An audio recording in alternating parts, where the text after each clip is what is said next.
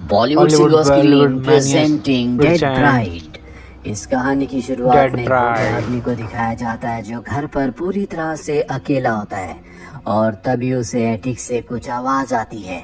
जब वो एटिक में जाता है तो देखता है कि वहाँ पर एक लट्टू अपने आप ही हिल रहा है और सामने चेयर पर एक परछाई है। वो उस परछाई के ऊपर सफेद कपड़ा डाल देता है लेकिन वहाँ पर कोई भी नहीं होता और अगले पल वो साया उस कपड़े के साथ उसके सामने आ जाता है और उस बूढ़े आदमी को मार देता है। इस घटना के कुछ वक्त बाद हमें एक लड़की को दिखाया जाता है जिसका नाम एलिसन है, जो अपने हस्बैंड और अपने बेटे के साथ एक घर पर रहने के लिए आई है जो उसके पिता का घर है। अपने पिता की मृत्यु के बाद आज पहली बार वो इस घर में आई है जहाँ पर उसे अपनी पास की यादें आती हैं। हालांकि उसका हस्बैंड उसे कहता है कि अगर तुम्हें यहाँ पर नहीं रहना तो हम शहर में दूसरे घर में शिफ्ट हो जाते हैं, क्योंकि वैसे भी ये घर शहर से बहुत दूर है। पर एलिसन अब यहीं पर रहना चाहती है। रात को जब वो सो रही होती है तभी उसका पूरा का पूरा शरीर पैरालाइज हो जाता है। दरअसल ये बचपन की उसकी एक बीमारी है जिसमें सोते वक्त उसका शरीर तो सो जाता है पर उसका दिमाग उठा रहता है। और आज एक बार फिर से उसके साथ ऐसा ही होता है। जब भी वो स्टेट में जाती है तो उसे अपने सामने एक औरत दिखती है जिसके बारे में वो कुछ नहीं जानती कि वो कौन है। हालांकि बचपन में उसने कई बार अपने पिता को ये बात बताई थी लेकिन उसके पिता ने हमेशा उसे एक ही बात कही थी कि ये उसका वहम है। अगली सुबह एलिसन टीवी में देखती है कि एक पैरानॉर्मल एक्टिविटीज करने वाला आदमी सबको बताता है कि उसने एक आत्मा से बात की। इसकी मदद से उसने केस को सॉल्व किया और अब एलिसन मनी तय कर लेती है कि वो भी अपने बारे में उससे डिस्कस करेगी। अपने हस्बैंड के ऑफिस जाने के बाद जब वो घर की सफाई कर रही होती है तभी किताबों के बीच से एक फोटो गिरती है। इसमें एक ग्रूम और ब्राइड होती है। वो उस फोटो पर ज्यादा ध्यान नहीं देती और एक बार फिर से घर की सफाई करने लगती है। अभी उसे ऊपर के वॉशरूम से आवाज आती है और जब वो ऊपर जाती है तो देखती है कि वॉशरूम का जो वॉश बेसिन का टैब है वो ऑन है, उसमें पानी भर गया है। जब वो उसे साफ करने की कोशिश करती है तो उसके अंदर उसे किसी के बाल मिलते हैं। लिसन को कुछ समझ नहीं आता कि ये बाल किसके हैं। तभी उसका बेटा रोने लगता है और जब वो अपने बेटे को चुप कराने के लिए उसके पास जाती है तो वो देखती है कि वहाँ पर ऊन का एक गोला है। इसे देखकर उसे बचपन का वो पल याद आता है जब उसने इसी तरह के एक ऊन के गोले को अपनी मॉम के हाथों में देखा था, क्योंकि उसकी मॉम एक टेलर थी। रात को जब एलिसन का हस्बैंड आता है तो एलिसन को बताता है कि कुछ दिनों के लिए मुझे शहर से बाहर जाना होगा, मुझे मेरी कंपनी वाले बाहर भेज रहे हैं।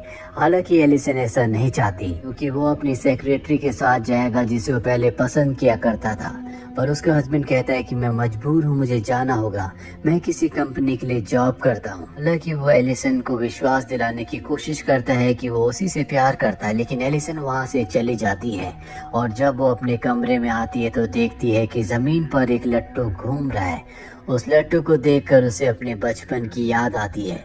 बचपन में भी उसने इस लट्टू को इसी तरह से घूमते हुए देखा था और जब वो उस लट्टू का पीछा करते हुए नीचे गई तो उसकी मॉम ने उसे वहां बंद कर दिया। सुबह उसके डैड ने उसे वहां से बाहर निकाला जहां पर एलिसन की हालत बहुत ज्यादा खराब थी और इसी पल के बाद एलिसन के पिता ने तय किया था कि वो एलिसन को दूसरी फैमिली को दे देंगे जहां पर उसकी अच्छी परवरिश हो सके, क्योंकि वो अपने घर पर सेफ नहीं थी। घर से जाने से पहले एलिसन ने अपने घर में एक प्रीस्ट को देखा था और उस वक्त वो इस घर को छोड़कर चली गई थी और आज कई सालों के बाद वो वापस इस घर में आई है। अगली सुबह एलिसन का हस्बैंड उसे समझाता है कि उसे ट्रिप पर जाना ही होगा। एलिसन उसकी बात मान जाती है और रात को जब एलिसन घर पर अकेली होती है, भूख पड़ रही होती है, तभी लाइट चली जाती है। एलिसन नीचे लाइट का स्विच ऑन करने के लिए जाती है जहां पर उसे अपने पीछे अपने पिता की आत्मा दिखती है। वो जल्दी से स्विच ऑन कर लेती है और जैसी लाइट जलती है तो वहां पर कोई भी नहीं होता। एलिसन ये सब देखकर डर जाती है और अपने बेटे के कमरे में आती है, लेकिन उसका बेटा पूरी तरह से सुरक्षित होता है।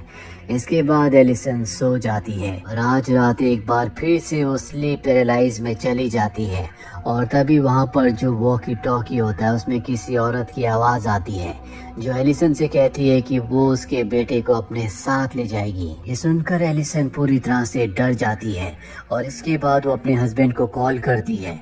उसका हस्बैंड कहता है कि ये सिर्फ तुम्हारा वहम होगा। उसके हस्बैंड को दिखाया जाता है जो अपनी सेक्रेटरी के साथ होता है। यानी कि एलिसन का शक सही था, उसका उसकी सेक्रेटरी के साथ अफेयर है। और अब एलिसन को अपने घर के एटिक से आवाज आती है और जब वो ऊपर एटिक में जाती है तो हमें पता चलता है कि वही एटिक है जिसे इस कहानी की शुरुआत में दिखाया गया था। यानी कि कहानी की शुरुआत में जिस आदमी की मृत्यु हुई थी वो एलिसन के पिता थे।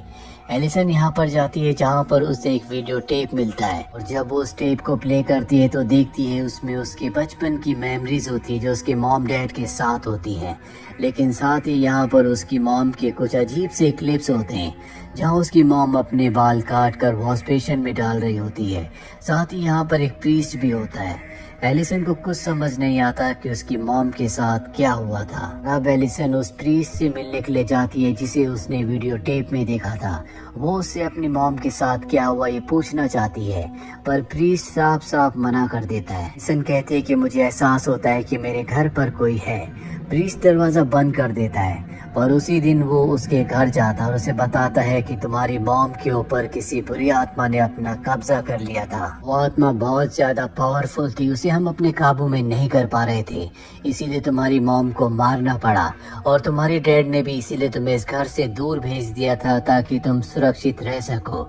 तुम्हारी मॉम की मौत के बाद भी वो आत्मा इसी घर पर थी। और अब एलिसन बताती है कि जब भी मैं स्लीप पैरालाइज में जाती हूँ तो मुझे एक आत्मा, एक साया दिखता है। प्रीस्ट बताता है कि वो तुम्हारा वहम नहीं है बल्कि ये वही आत्मा है जो इस घर में है। दरअसल वो इस घर से नहीं जाना चाहती।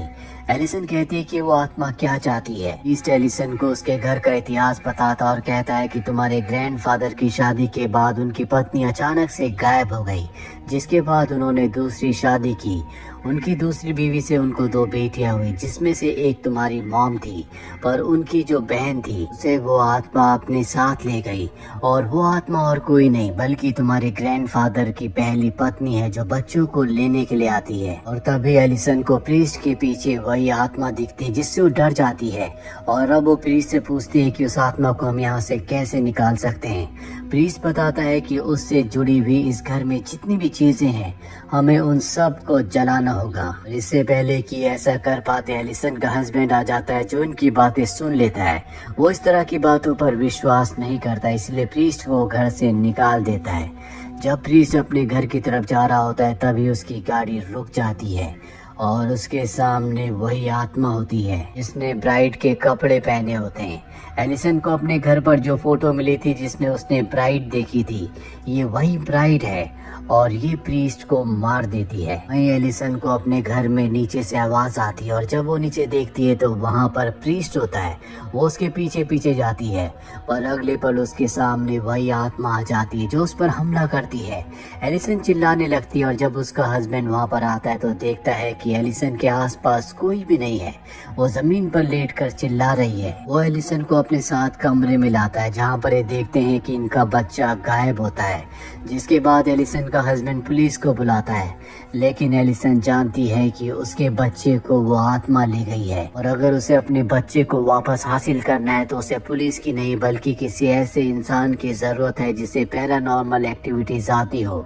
इसीलिए वो उस आदमी को बुलाती है जिसे उसने कहानी की शुरुआत में एक वीडियो में देखा था, जिसने एक आत्मा से बात करके एक केस को सॉल्व किया था। इसका नाम जॉन होता है। जॉन इन्हें एक क्रिस्टल बॉल दिखाता और बताता है कि जब भी हमारे आसपास कोई आत्मा होती है तो इस क्रिस्टल बॉल का रंग बदल जाता है। इसके बाद ये घर की चीजों को देखता है और इन्हें कंफर्म करता है कि सच में तुम्हारे बच्चे को एक आत्मा अपने साथ ले गई है और अगर तुम अपने बच्चे को वापस पाना चाहती हो तो तुम्हें उस दुनिया में जाना होगा जहाँ पर आत्माएं रहती है।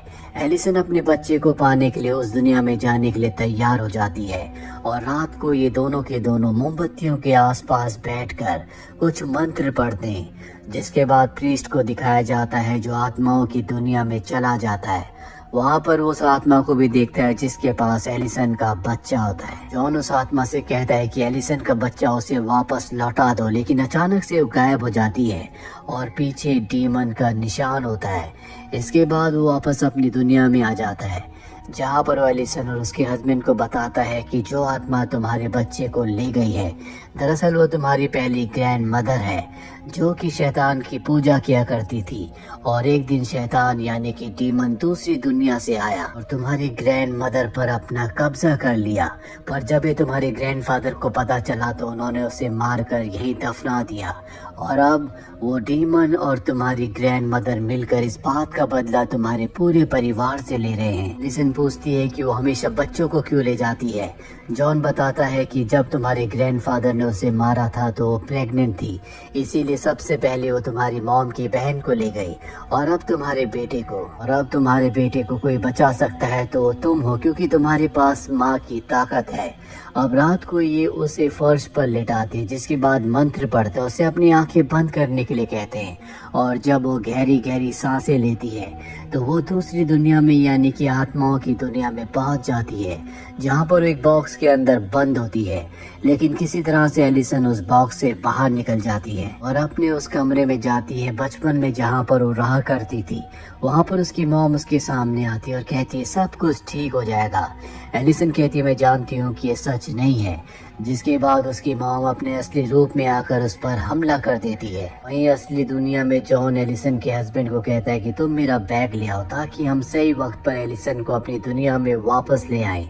और जब वो दूसरे कमरे में जाता है तो देखता है कि वहाँ पर उसकी सेक्रेटरी है जिसके साथ उसका अफेयर है। उस कमरे से बाहर निकलने की कोशिश करता है लेकिन दरवाज़ा बंद हो जाता है। वो जानता है कि ये सब वो आत्मा कर रही है, और तभी उसे वॉशरूम से आवाज़ आती है, और जब वो वॉशरूम में जाता है तो वहाँ पर वही आत्मा होती है जो उसके ऊपर पूरी तरह से अपना कब्जा कर लेती है।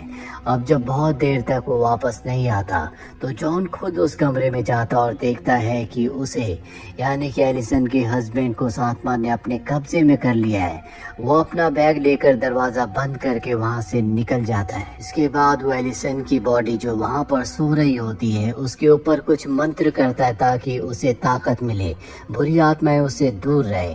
वही आत्माओं की दुनिया में एलिसन को दिखाया जाता है जो अपनी उस ग्रैंड मदर को भी देखती है जिसे उसके ग्रैंडफादर ने मार दिया था। इसके बाद वो अपने पिता को भी देखती है। उसके पिता कहते हैं कि तुम यहीं पर रुक जाओ। एलिसन कहती है कि नहीं, मुझे जाना होगा, मैं अपने बेटे को यहाँ पर लेने के लिए आई हूँ। उसके पिता उसे आगे का रास्ता बताते हैं। इसके बाद वो उस ताबूत तक पहुँच जाती है जहाँ पर उसके ग्रैंडफादर ने उसकी ग्रैंड मदर को दफनाया था। वो समझ जाती है कि उसका बेटा इसी के अंदर होगा, और जब वो उसका ढक्कन खोलती है तो सच में उसका बेटा वहाँ पर होता है। और अब उसे अपने बेटे को असली दुनिया में लाना होगा, पर इससे पहले कि वो ऐसा करती वो आत्मा उसके पास आ जाती है, जिसके बाद एलिसन को होश आ जाता है। उसके सामने जॉन होता है।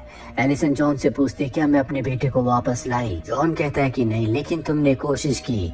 और तभी इन्हें बच्चे के रोने की आवाज आती है, और जब ये दूसरे कमरे में जाते हैं तो देखते हैं कि एलिसन के हस्बैंड के पास उसका बच्चा होता है। देखकर जॉन को बहुत खुशी होती है कि उसका बच्चा पूरी तरह से सुरक्षित है।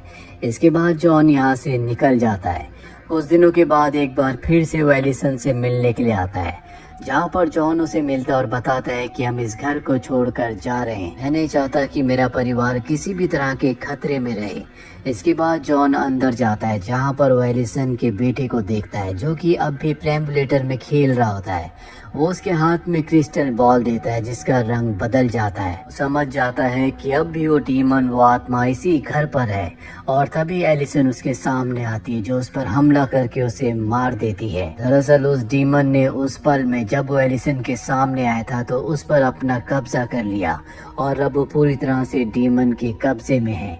एलिसन का हस्बैंड जब घर के अंदर आता है तो देखता है कि जॉन मारा जा चुका है, और उसे ऊपर एटिक से आवाज भी आ रही होती है। और जब वो एटिक में जाता है तो देखता है कि डीमन ने उसके बच्चे को पकड़ा है, और इससे पहले कि वो अपने बच्चे को उस डीमन से हासिल करता, पीछे से एलिसन आकर उस पर हमला करके उसे मार देती है। दरअसल एलिसन की सबसे पहले वाली ग्रैंड मदर जो कि ब्राइड है, जिसकी आत्मा इस घर में है, वो नहीं चाहती कि कोई भी इस घर से बाहर जाए। और अब एलिसन और उसके बच्चे का क्या होगा, हो सकता है कि इसका सेकंड पार्ट बने और उसमें हमें बताया जाए। तो ये थी पूरी कहानी इस फिल्म की। उम्मीद करते हैं कि ये कहानी आपको पसंद आई होगी।